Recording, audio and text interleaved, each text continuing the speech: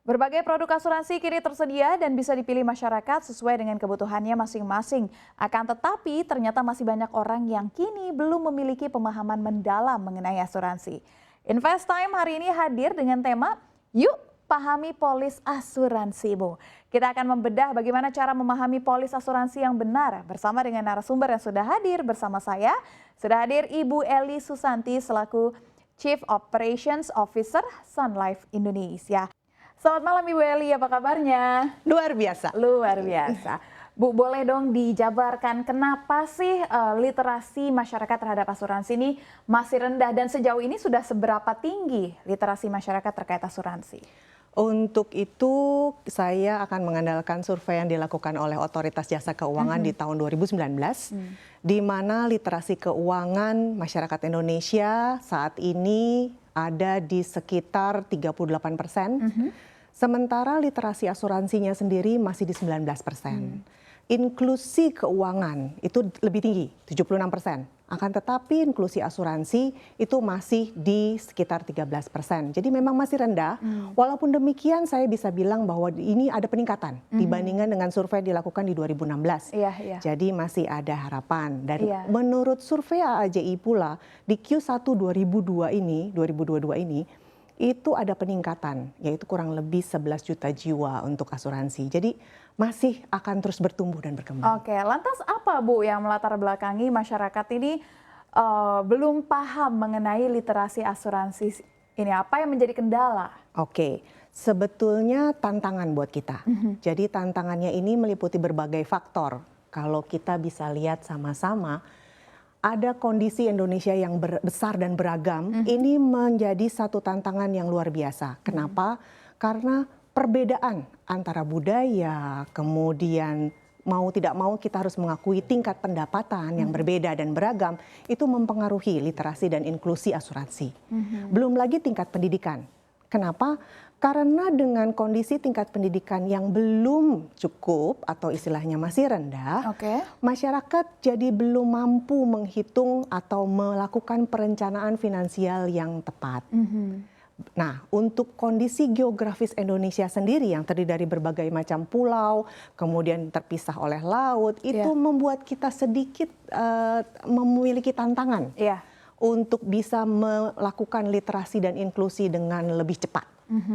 Nah, yang paling agak parah itu budaya konsumerisme. Nah, di mana masyarakat kita itu masih sulit membedakan mana sih yang butuh, mana sih yang perlu dengan apa yang dia mau. Nah, antara mau dan butuh itu dua hal yang berbeda. Dan asuransi itu terlihat sebagai sesuatu yang akhirnya jadi entar-entar aja deh gitu. Masih aman, masih muda, masih bisa sehat, mungkin gitu ya, akhirnya menunda. Nah, caranya kita sebagai tertanggung, masyarakat di luar sebagai tertanggung, untuk mempelajari polis asuransinya bisa dimulai dari mana, Bu? Oke, pertama itu kita harus paham betul kebutuhan kita. Nah, kita perlu apa? Dan kemudian kita juga harus paham mengenai produk-produknya. Nah, untuk itu sebetulnya kita bisa melakukan konsultasi dengan tenaga pemasar. Disinilah faktor tenaga pemasar bermain, sangat penting. Kenapa? Karena kita bisa memahami produk dan kemudian mengenai ketentuan polisnya diselaraskan dengan kebutuhan kita. Di situ mulainya. Oke, jadi bagaimana nih Bu kita bisa mulai memahami perlindungan asuransi khususnya biasanya orang tuh kalau mau ambil asuransi yang difikirkan pertama adalah klaim. Nah, gimana Bu? Betul. Jadi kalau untuk memahami produk asuransi itu kita harus mau baca. Kita harus buku mau polisnya baca tebel ya Bu ya, itu harus dibaca. Betul, dan untuk itu juga kita harus diskusi dengan tenaga pemasar. Kita juga jangan hanya bertanya mengenai produk, tapi kita juga harus tahu mengenai proses klaim. Kita harus tahu mengenai apa yang ditanggung dan apa yang tidak ditanggung. Nah, dengan diskusi yang rutin dan berkala dengan tenaga pemasar itu sangat membantu. Kita juga bisa sekaligus melakukan perencanaan keuangan dengan tenaga pemasar kita. Contohnya bahwa tahun ini saya mempunyai pertanggungan X rupiah. Setelah beberapa tahun direview, saya perlu tambah. Nah, untuk hal-hal seperti ini, diskusi berkelanjutan dengan tenaga pemasar sangat saya sarankan. Iya, dan berdiskusi terkait resikonya juga diperlukan, Betul. ya kan? Nah, ada nggak Bu tips untuk mengetahui do's and don'ts-nya ketika membeli asuransi? Ini kan akan lebih gampang nih, mana yang boleh, mana yang nggak boleh gitu kan? Betul. Nah, jadi kalau saya bisa jabarkan sedikit, oke, pertama mengenai besarnya uang pertanggungan. Oke, jadi pada saat beli kita harus menentukan, yang menentukan tuh kita. Ya, jadi kita harus menentukan berapa besar sih uang pertanggungan yang cukup. Nah, setelah itu baru kita sesuaikan dengan kebutuhan. Baru. Kita butuhnya berapa gitu kan. Nah, itu kita diskusikan dengan tenaga pemasar kita. Setelah kita dapat sesuatu yang sesuai dan produknya tepat dan kita beli polisnya, kita harus memahami manfaat polisnya. Sangat penting. Jadi ini yang mungkin paling banyak di skip kali ya. Nah, kemudian untuk melakukan 3 hal di atas, itu konsultasi yang berkelanjutan dengan tenaga pemasar. Di situ kita akan melakukan review secara rutin dan berkala mengenai kecukupan uang pertanggungan, kecukupan kebutuhan, dan kemudian manfaat-manfaat polisnya. Dan yang harus, saya garis bawahi 3 kali ya, harus, itu memberikan data yang akurat. Jadi jangan sampai karena datanya tidak akurat, jadinya polisnya batal secara hukum.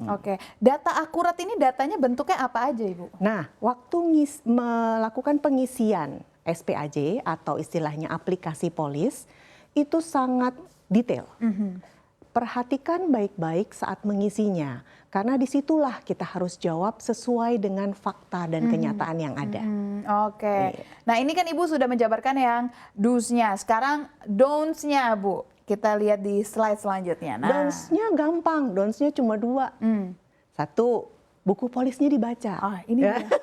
Ini dia. Ya, jangan tidak dibaca, jadi dipelajari. Bahkan kalau bisa sebelum membeli. Biar kita cocok gitu kan. Nah, yang kedua, jangan memberikan data yang tidak akurat atau bahkan berbohong. Nah, ini bisa mengakibatkan polis batal secara hukum dan kemudian klaim juga tidak dibayarkan. Ada nggak sih Bu kalau dari Sun Life sendiri menyediakan layanan agar tertanggung ini mengerti tentang polisnya Bu? Sun Life menyediakan berbagai sarana untuk mempelajari polis. Yang pertama untuk produk itu sendiri ada di websitenya Sun Life, yaitu sunlife.co.id, di mana nasabah bisa membaca mengenai produk, ketentuan, kemudian jenis yang dia beli, gitu kan. Yang kedua, kita mempunyai aplikasi. Kita memberi nama My Sun Life. Di My Sun Life ini kita menyediakan detail informasi mengenai polis dari yang nasabah miliki. Jadi nasabah bisa mempelajari di mana di dalamnya ada juga proses dan prosedur yang bisa nasabah pelajari untuk diikuti. Kan dari tadi Ibu juga sempat menyebutkan bahwa tenaga pemasar ini memiliki peran yang penting. Betul. Kita pasti masyarakat juga pengen tahu, apa sih kode etik yang dimiliki oleh tenaga pemasar khususnya di Sun Life? Kode etik tenaga pemasar Sun Life itu pada dasarnya terdiri dari beberapa faktor. Tapi yang paling utama adalah tenaga pemasar kami itu selalu melakukan pengkinian informasi atau pemahaman informasi secara berkala dan rutin, sehingga mereka mengetahui apa yang mereka jual. Kemudian tenaga pemasar kami menganut prinsip kejujuran dan pemahaman, sehingga apapun yang mereka sarankan itu atas kepentingan nasabah. Dan di sini tenaga pemasar Sun Life itu menempatkan diri sebagai partner atau pendukung guna masyarakat Indonesia bisa melakukan perencanaan keuangannya dengan baik.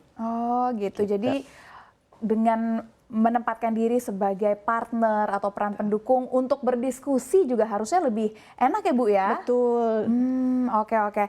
Selanjutnya Bu, ini kalau misalkan tenaga pemasarnya udah oke, lalu akhirnya kita memutuskan untuk memiliki Sun Life. Kalau misalkan Bu, polis asuransinya hilang, gitu, cara ngurusnya susah nggak nih Bu?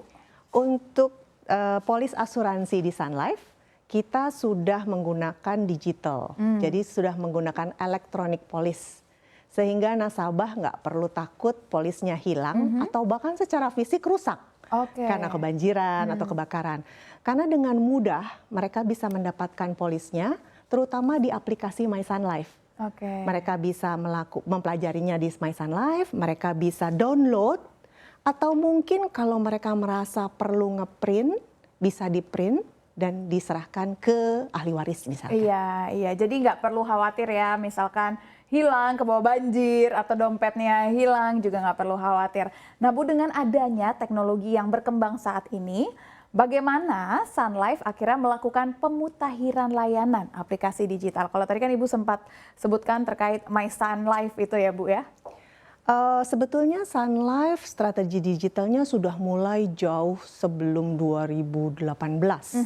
Jadi dari 2018-2019 kita sudah mempunyai strategi digital dan kita melakukan pengembangan dari tahun ke tahun. Dengan adanya pandemi ini mempercepat adopsi. Jadi penerimaan masyarakat terhadap digital platform kita cukup tinggi. Nah, pengkinian dilakukan terus-menerus, terutama untuk layanan klaim, kemudian layanan purna jual lainnya. Semua sudah menggunakan teknik digital dan komitmen Sun Life itu melakukan pengkinian dan upgrade selalu untuk aplikasi My Sun Life. Oh, nah itu untuk aplikasi nih. Nah kalau misalkan dalam rangka meningkatkan pengalaman dari nasabah, apa saja yang sudah dilakukan oleh Sun Life? Kita melakukan beberapa event. Jadi yang pertama, kita melakukan yang kita sebut Bright Talk, di mana kami mengundang beberapa nasabah untuk membahas mengenai perencanaan keuangan, investasi, kemudian gaya hidup dengan pakar-pakarnya. Nah, itu yang live, yang langsung. Kemudian kami juga melakukan apa yang kita sebut Bright Updates, di mana kita memberikan tips-tips terkini, informasi-informasi yang bagus untuk nasabah mengenai keuangan, investasi, juga gaya hidup melalui email, dari jalur email. Secara berkala pula kita melakukan telepon ke nasabah untuk memastikan mereka mendapatkan informasi dan pelayanan yang tepat sesuai dengan keinginan mereka. Ditambah lagi kita melakukan program terkini, yaitu yang kita sebut Touch of Care, di mana nasabah-nasabah yang kebetulan sedang mengalami perawatan di rumah sakit, itu kami berikan kunjungan supaya mereka merasakan atau bisa memberikan sedikit perhatian kepada mereka dan keluarganya. Terima kasih Bu Eli, sehat dan sukses selalu untuk Anda. Sekali lagi saya ucapkan terima kasih kepada Ibu Eli Susanti selaku Chief Operations Officer Sun Life Indonesia.